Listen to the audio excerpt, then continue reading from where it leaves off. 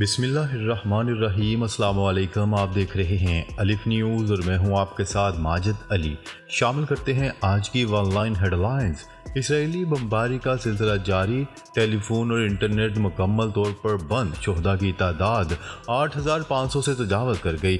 غزہ پر اسرائیل کی مسلسل جارحیت جاری ہے، جس میں اسرائیلی بمباری سے ٹیلی فون اور انٹرنیٹ سمیت مواصلاتی نظام مکمل طور پر بند ہو گیا۔ غیر ملکی میڈیا کی رپورٹس کے مطابق فلسطین کی ٹیلی کمیونیکیشنز ایجنسی کی جانب سے بتایا گیا ہے کہ غزہ کی پٹی میں آج انٹرنیٹ سمیت تمام مواصلاتی نظام بند کر دیا گیا ہے۔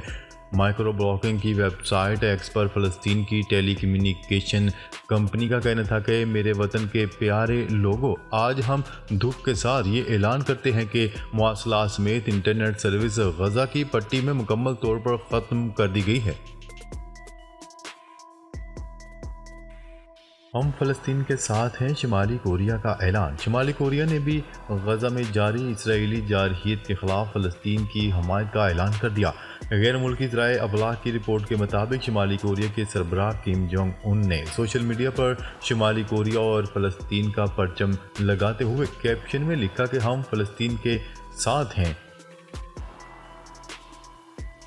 اسرائیل ذہنی توازن کھو بیٹھا ہے، ترک صدر رجب طیب اردوان۔ ترکیہ کے صدر رجب طیب اردوان نے محصور شہر غزہ میں وحشیانہ بمباری کرنے والی صہیونی ریاست پر کھل کر تنقید کرتے ہوئے کہا ہے کہ حماس سے جنگ میں اسرائیل ذہنی توازن کھو بیٹھا ہے۔ غیر ملکی میڈیا کی رپورٹس کے مطابق منگل کو ترکیہ کے صدر رجب طیب اردوان کا کہنا تھا کہ جو لوگ آج غزہ کے ہزاروں بچوں کی موت کو خاموشی سے دیکھ رہے ہیں، ان کے ساتھ کل جو کچھ ہوگا اس پر کہنے کو کچھ نہیں بچے گا۔ کابینہ اجلاس کے بعد ایک بیان میں رجب طیب اردوان کا کہنا تھا کہ اسرائیل غزہ کی پٹی میں جنگی جرائم کا مرتکب ہو رہا ہے۔ غزہ میں گزشتہ 24 گھنٹوں کے دوران ہلاک اسرائیلی فوجیوں کی تعداد 12 ہو گئی۔ اسرائیل کی جانب سے غزہ میں حماس سے جنگ میں ایک اور اسرائیلی فوجی کی ہلاکت کی تصدیق کی گئی ہے۔ اس سے قبل غزہ میں حماس کے ساتھ لڑائی میں مزید 9 اسرائیلی فوجی ہلاک ہو گئے تھے۔ غیر ملکی خبرساز ادارے کی رپورٹ کے مطابق غزہ میں زمینی کارروائی کے دوران اب تک 11 اسرائیلی فوجی مارے جا چکے ہیں، جبکہ 7 اکتوبر سے اب تک 320 سے زائد اسرائیلی فوجیوں کی موت ہو چکی ہے۔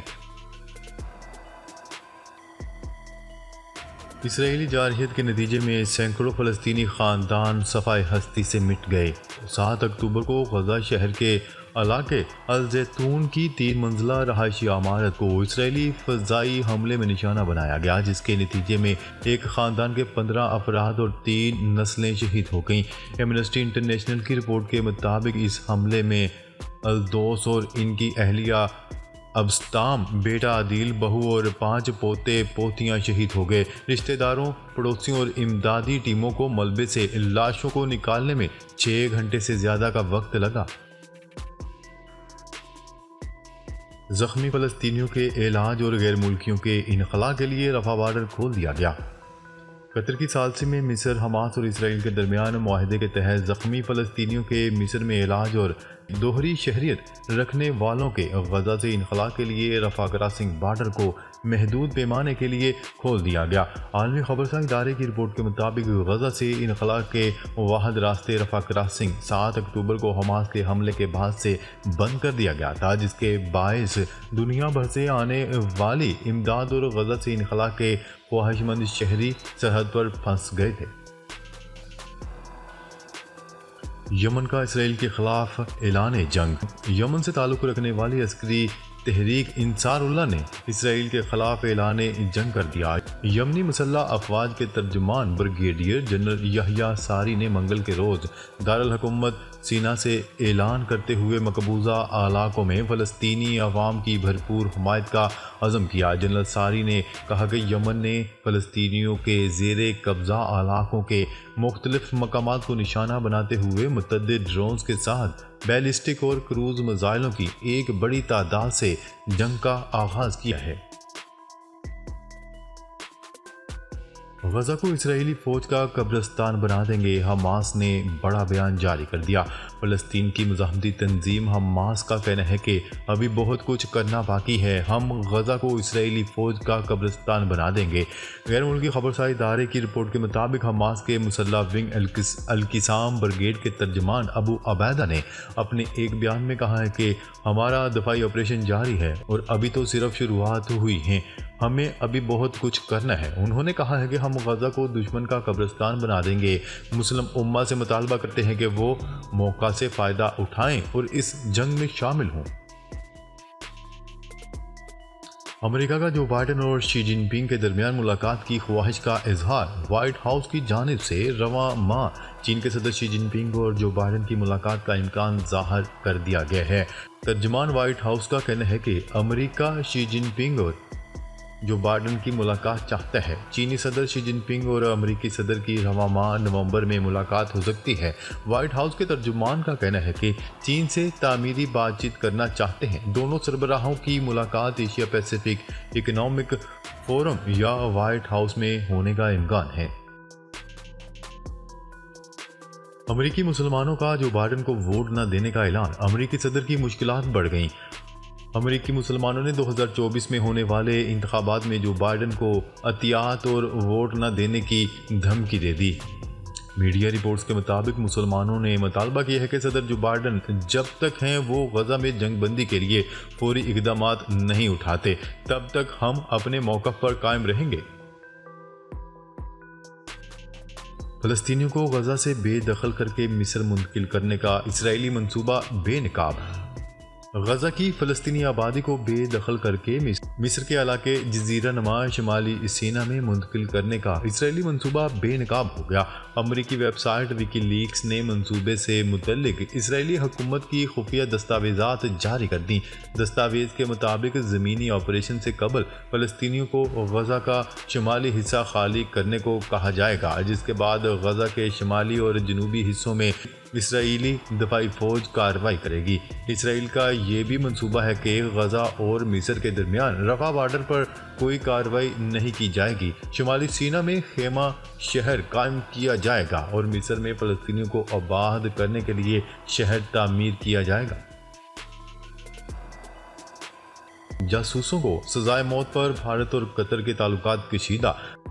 قطری عدالت کی جانب سے بھارتی بحریہ کے سابق 8 افسران کو موت کی سزا سنائے جانے کے چند دن بعد بھارتی وزیر خارجہ جے شنکر نے نئی دہلی میں ان افسران کے اہل خانہ سے ملاقات کی اور وعدہ کیا کہ حکومت ان کی رہائی کے لیے تمام ممکنہ کوششیں کرے گی۔ قطر میں سزائے موت کے منتظر بھارتی شہری کون ہیں؟ جے شنکر نے سوشل میڈیا پر ایک بیان میں کہا، حکومت اس کیس کو سب سے زیادہ اہمیت دیتی ہے، میں متاثرہ خاندانوں کے خدشات اور تکلیف میں پوری طرح شریک ہوں۔ سعودی عرب نے بڑا فیصلہ کر لیا، سعودی عرب میں اب تمام سرکاری امور 20ویں کیلنڈرز کے مطابق انجام پائیں گے۔ اس بات کا فیصلہ سعودی کابینہ کے اجلاس میں کیا گیا۔ عرب میڈیا کی رپورٹ کے مطابق سعودی کابینہ کا اجلاس گزشتہ روز ریاض میں ولی عہد شہزادہ محمد بن سلمان کی زیر صدارت ہوا، جس میں مملکت کے آئندہ تمام سرکاری امور 20ویں کیلنڈر کے مطابق انجام دینے کا فیصلہ کیا گیا ہے۔ غیر قانونی طور پر مقیم افراد کی واپسی کی ڈیڈ لائن ختم، آپریشن شروع۔ پاکستان میں غیر قانونی طور پر مقیم افراد کی واپسی کی ڈیڈ لائن ختم ہو چکی ہے۔ غیر قانونی طور پر مقیم افراد کے خلاف آپریشن شروع کر دیا گیا۔ وزارت داخلہ کے تمام صوبوں کو غیر قانونی طور پر مقیم افراد کی بے دخلی کا حکم جاری کر دیا گیا، جبکہ معمولی جرائم میں زیر تفتیش اور سزا یافتہ غیر قانونی طور پر مقیم غیر ملکیوں کو بے دخل کر دیا جائے گا۔ فلسطین کی نسل کشی، اقوام متحدہ انسانی حقوق کمیشن کے عہدیدار مستعفی۔ فلسطین میں اسرائیلی جارحیت کو روکنے میں ناکامی پر اقوام متحدہ کی انسانی حقوق کمیشن کے نیو یارک آفس کے سربراہ کریگ موخیبر مستعفی ہو گئے۔ کریگ موخیبر نے جنیوا میں ہائی کمشنر برائے انسانی حقوق کے نام خط بھی لکھا ہے، جس میں انہوں نے کہا ہے کہ غزہ میں جو ہو رہا ہے وہ ہر لحاظ سے نسل کشی ہے۔ خط میں مزید کہا گیا ہے کہ فلسطین میں یورپی نسل پرستی کا آباد کاری منصوبہ اپنے آخری مرحلے میں داخل ہو گیا ہے۔ منصوبہ یہ ہے کہ فلسطینی علاقوں میں آبائی فلسطینیوں کی باقیات کو جلد از جلد ختم کیا جائے۔ مقبوضہ کشمیر بھارتی فوجیوں کے ہاتھوں اکتوبر میں 17 افراد شہید۔ قابض بھارتی فوجیوں نے ریاستی دہشت گردی کی کارروائیوں میں گزشتہ ماہ ایک خاتون اور بچے سمیت 17 معصوم کشمیریوں کو شہید کر دیا۔ کشمیر میڈیا سروس کی جاری کردہ تحقیقاتی رپورٹ کے اعداد و شمار کے مطابق بھارتی افواج نے 11 کشمیریوں کو جعلی مقابلوں میں یا دوران حراست شہید کیا۔ میڈیا رپورٹس کے مطابق گھروں پر محاصرے کی 212 کارروائیوں کے دوران 78 کشمیریوں کو گرفتار کیا گیا۔ تحقیقاتی رپورٹ کے اعداد و شمار کے مطابق قابض بھارتی فورسز نے گزشتہ ماہ 10 کشمیریوں کو زخمی کر دیا اور 3 مکانات کو تباہ کر دیا۔ 2024 میں سیاحت کے لیے بہترین ممالک میں پاکستان کو بھی شامل کر لیا گیا۔ 2024 میں سیاحت کے لیے بہترین ممالک کی فہرست میں پاکستان بھی شامل۔ دنیا کی سب سے بڑی travel guide book publisher company lonely plant نے دنیا کے 10 ممالک کو 2024 میں سیاحت کے لیے بہترین قرار دیا ہے۔ ان ممالک کی فہرست میں پاکستان کا نام بھی شامل ہے۔ بولیویا، کولمبیا اور چیلی کا اسرائیل سے سفارتی تعلقات ختم کرنے کا اعلان۔ غزہ پر بدترین حملوں کے بعد جنوبی امریکہ کے 3 ممالک بولیویا، کولمبیا اور چیلی نے اسرائیل سے سفارتی تعلقات ختم کر دیے۔ بولیویا پہلا لاطینی امریکی ملک بن گیا جس نے غزہ کی پٹی میں فوجی کارروائی پر اسرائیل سے سفارتی تعلقات توڑ لیے۔ عالمی میڈیا کی رپورٹ کے مطابق بولیویا کی صدارتی ہاؤس کی ترجمان نے کانفرنس میں بتایا ہے کہ وہ بولیویا کی کثیر قومی ریاست کے طور پر اسرائیل کے ساتھ سفارتی تعلقات ختم کرنے کے اپنے فیصلے سے آگاہ کر رہے ہیں۔ ان کا کہنا تھا کہ اسرائیلی حملوں سے ہزاروں انسانی جانیں ضائع اور لوگ بے گھر ہو چکے ہیں۔ صدارتی ہاؤس کی وزیر کا کہنا تھا کہ اسرائیل انسانیت کے خلاف جرائم میں ملوث ہے۔ ہم اسرائیل سے غزہ پر حملے روکنے کا مطالبہ کرتے ہیں۔ ڈالر بے قابو، انٹر بینک میں 1 روپے 3 پیسے مہنگا ہو گیا۔ تیسرے کاروباری روز کے اختتام پر روپے کی بے قدری جاری، انٹر بینک میں ڈالر مزید مہنگا ہو گیا۔